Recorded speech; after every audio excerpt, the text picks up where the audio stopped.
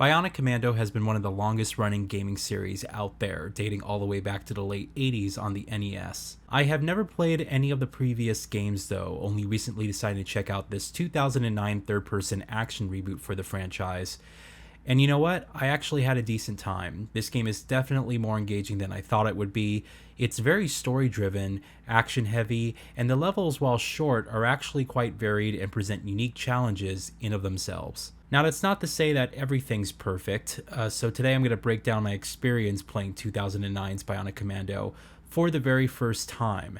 There's definitely more than meets the eye here, so let's get started. The original Bionic Commando was a 2D platformer in which you utilize your bionic arm to swing yourself from structure to structure, while at the same time dodging and taking out enemies trying to shoot you down. When you break it all down from a high level like that, not much has really changed with this game. I think that description still applies to this entry, but the entire technology has just advanced light years since then, and now being able to fully represent these levels to scale with the added depth of a three-dimensional gameplay loop, alongside, full player control over camera and aiming, it's just quite remarkable to see how well the 2009 reboot here adjusts. And you have to imagine as well that expectations were probably quite low for this game. For one, this game is developed by Grin Studios, who were the developers behind the PC ports of Ghost Recon Advanced Warfighter, as well as both the Wanted and Terminator Salvation movie tie-in games. So having those games in your background portfolio doesn't exactly instill confidence, but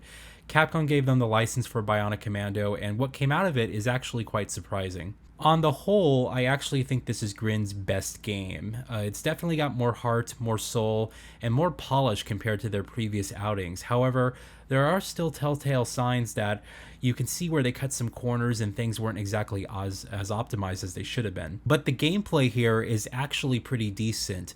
Now, it's a third-person game where you have control to leap and dive all across a pretty open area, and you get to approach your missions in different ways because of this. Now, that's not to say that there's an open-ended structure to the gameplay.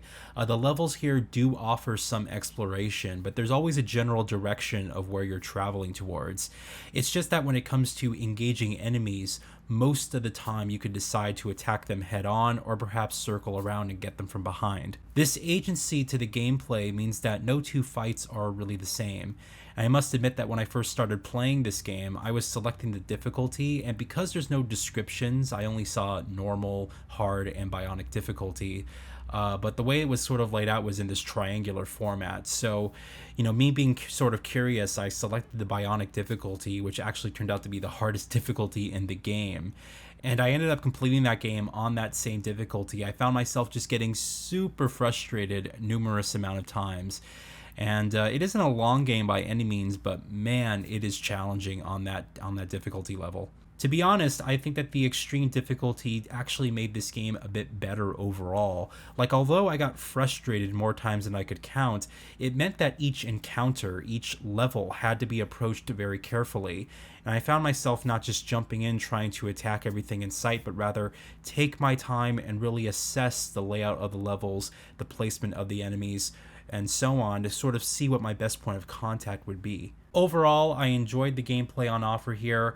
Now, the camera could be a bit better, and it's entirely in your control, and sometimes when you're just swinging from structure to structure, it can get a bit jerky or lost, but I think that the platforming here was done basically as well as you could have hoped for this experience. And of course, it's time to take a look at the Bionic Commando box art for PlayStation 3.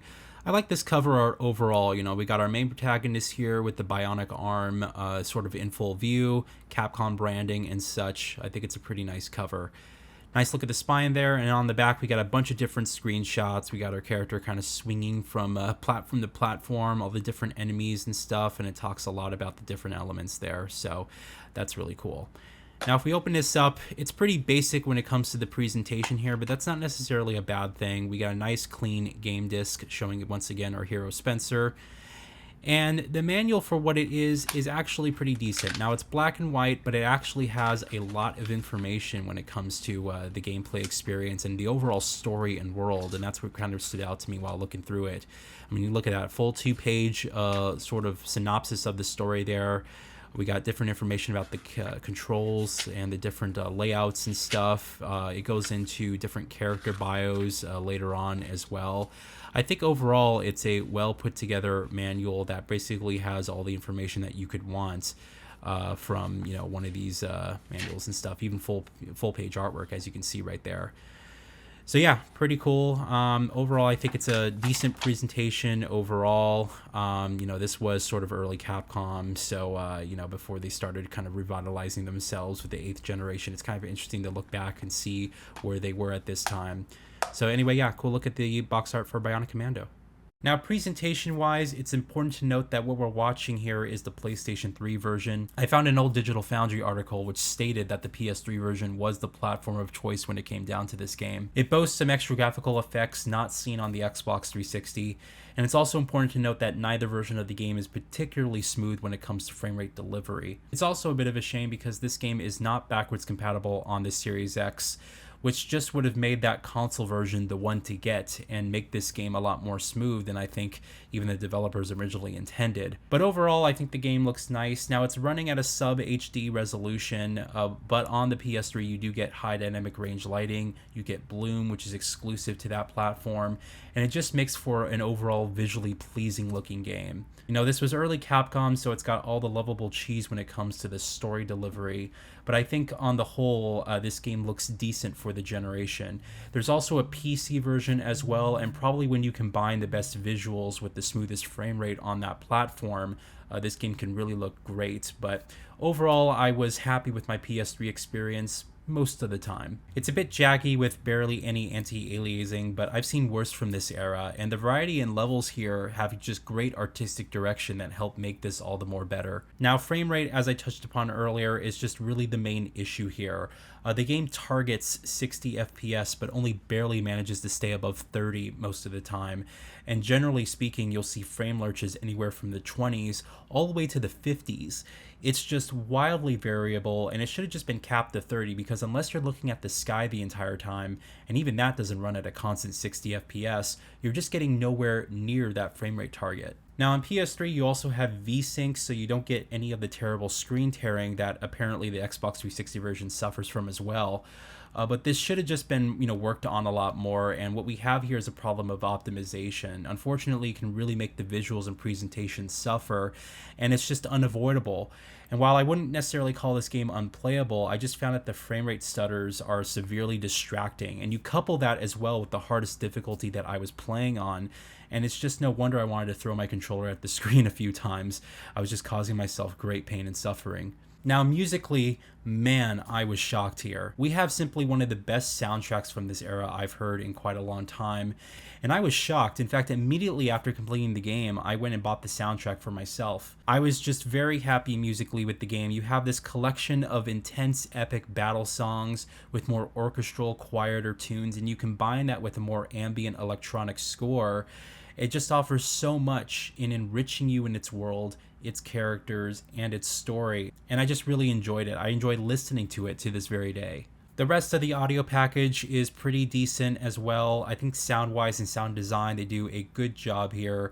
And voice acting is very, very cheesy, but it has a lot of heart to it. Spencer, our main protagonist here, is played with this overly gruff, sort of impatient attitude. Like he hates being here, but he has no other choice. And Mike Patton, he does the voice, and just the way he plays them is just phenomenal in this game. Overall, the music and the sound design, like the visuals, is well done, just perhaps in need of some optimization. Again, some scenes are a bit unbalanced when it comes to the audio loudness and such. I must say that everything here just comes together so well, and that's what really stood out to me when I was playing this game, because if you played any of Grin's previous games, and at the time of recording this I actually have, you always got this sense that these guys had potential but needed a lot more time and a lot more resources to create the game they really wanted to make. It's sort of like how in a modern lens we can see the excellent love and care put into a game like the Silent Hill 2 remake from Blooper. Like, I feel like Grin could have definitely evolved into making and bringing back one of gaming's oldest franchises so well that it revitalized both it and the studio. But as history has shown us, Grin closed down their doors, filing for bankruptcy only months after this game was released. And while Bionic Commando is not their final game, I do think it is their best outing, and it's not delisted either. You can actually play and download this right now on Steam. It's just unfortunate that Microsoft didn't make this backwards compatible. Who knows, perhaps we'll see a reboot one day or a remaster of this game, but as a newcomer to Bionic Commando, I think that this game gets about as much right as you could have wanted for a modern take on the series, and I enjoyed it despite its flaws. So let me know what you guys think. If you played Bionic Commando, I'd be curious to know, those of you who are fans of this series, what did you think of this game? I believe this is the final Bionic Commando outing that we've had. They might have made a couple of arcade titles after this, but I think this is pretty much it. But I appreciate you guys watching this video, and yeah, looking forward to seeing what you guys think. Thanks.